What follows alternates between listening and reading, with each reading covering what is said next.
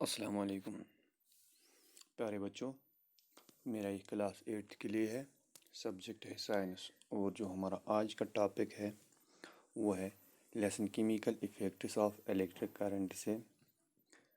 Exercise में जो question दिए हुए हैं क्वेश्चन नंबर 10 से 12 तक, आज हम उन्हीं क्वेश्चंस को डिस्कस करेंगे।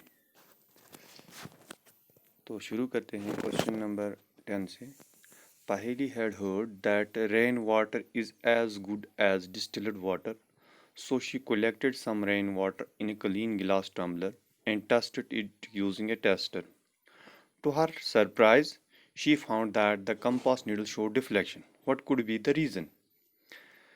इस सवाल में हमसे ये पूछा गया है कि जो डिस्कशन में, जो कन्वर्सेशन में एक लड़की है पहेली, तो उसने किसी से ये सुना है कि ये जो रेन वाटर होता है ये इतना अच्छा होता है जितना कि डिस्टिल्ड वाटर होता है। यानी डिस्टिल्ड वाटर जो प्योर वाटर होता है which is not a good conductor, जिसमें से इलेक्ट्रिसिटी पास नहीं होती है, प्योर वाटर में से, which acts as an insulator. So she collected some rain water. तो इस गरज से जब इसने ये सुना कि डिस्टिल्ड वाटर और रेन वाटर एक जैसा है, तो उसने कुछ रेन वाटर को जमा किया है किसी गिलास में और टेस्टर उसने लाया, तो इससे इसने टेस्ट किया।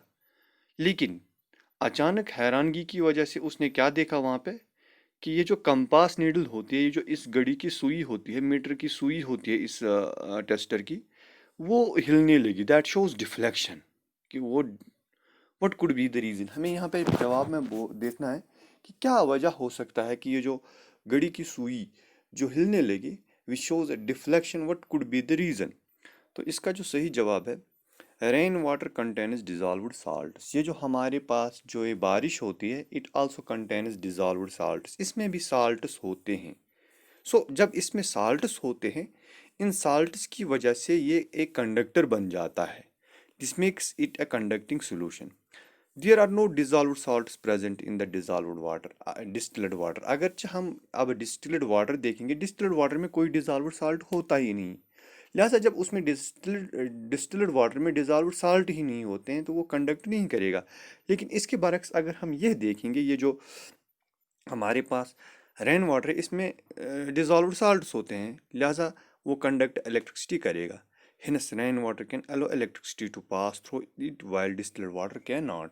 यही वजह है कि ये जो रेन वाटर है इसमें से इलेक्ट्रिसिटी पास होती है और डिस्टिल्ड वाटर में नहीं होगी।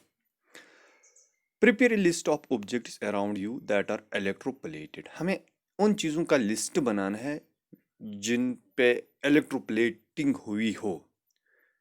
मिसाल के तौर पे हम यहाँ पे कुछ एग्जाम्पल्स लेंगे। Examples of electroplated objects are as follows. क्या क्या है?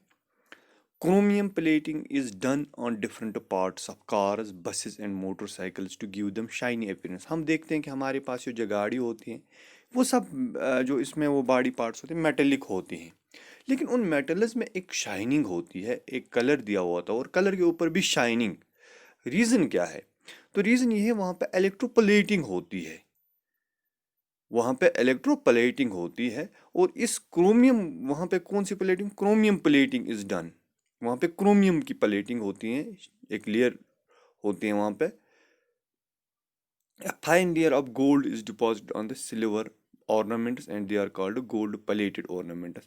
या इसी तरह हम देखते हैं कि ये जो कुछ सिल्वर ऑर्नामेंट्स होते हैं उन पे एक थोड़ा सा ये जो है गोल्ड जो है एक फाइन लेयर डिपॉजिट की जाती है बाय दिस इलेक्ट्रोप्लेटिंग मेथड, ताकि वो जो ऑर्नामेंट्स है दे विल शाइन मोर। लिहाजा उनको हम कहते हैं गोल्ड प्लेटेड ऑर्नामेंट्स।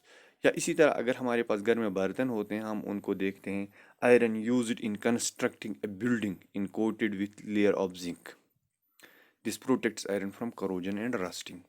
तो इसी तरह जो आयरन हम इस्तेमाल करते हैं अपने घरों में या अपने कहीं पे भी, ये जो ब्रिज बनाने में या कोई भी बिल्डिंग बनाने में, तो वहाँ पे जो आयरन होता है उसको भी हम क्या करते हैं, जिंक की एक कोटिंग करते हैं इस गरज से, ताकि ये जो जिंक है उसको प्रोटेक्ट करे, किससे?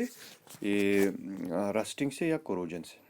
सवाल नंबर 12 जो है, द पर्पस दैट यू सा in activity 14.7 is used for purification of copper. जो यहाँ पे एक्टिविटी 14.7 दी हुई है उसमें हमने जो एक्टिविटी करनी है उसमें प्यूरिफिकेशन ऑफ कॉपर के बारे में हमने देखा।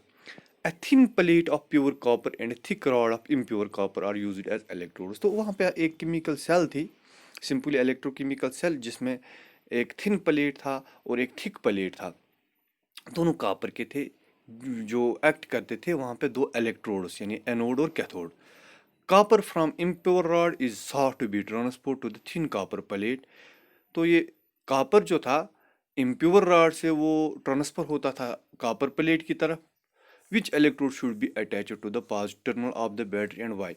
तो हमें यहाँ पे ये बताना है कि कौन सा इलेक्ट्रोड, जो दो इलेक्ट्रोड्स वहाँ पे होते हैं, हमें कौन सा इम्प्योर या प्योर कॉपर वहाँ पे कनेक्ट करना है, किसके साथ, बैटरी के साथ, to act as positive terminal.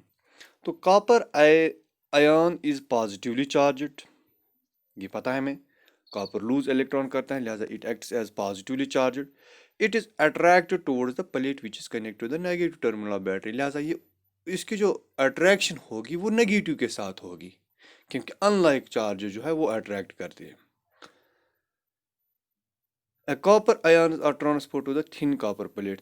This thin pure copper plate must be connected to the negative terminal of battery। लिहाजा ये जो कॉपर है, ये कॉपर आयन्स ट्रांसफर होंगे इस कॉपर प्लेट की तरफ, और ये जो कॉपर प्लेट होगा वहाँ पे वो ज़रूरी हमें इस नेगेटिव टर्मिनल के साथ कनेक्ट करना है, तभी वहाँ पे ये अट्रैक्शन होगी।